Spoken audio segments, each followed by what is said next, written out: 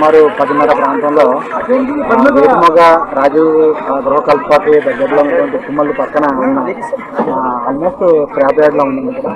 దీంట్లో ఈ రిగ్గికి సంబంధించి ఫ్లోటింగ్ తేలే వస్తువులు అన్నమాట ఇవి. అంటే థర్మాకోల్ వాటితో తయారు చేసిన వస్తువులు ఇవి ఎప్పటి నుంచో ఇక్కడ డంప్ చేసి పెట్టేశారు. ఎవరికి సంబంధించిన ఇంకా ఇంటిపై అవ్వదండి.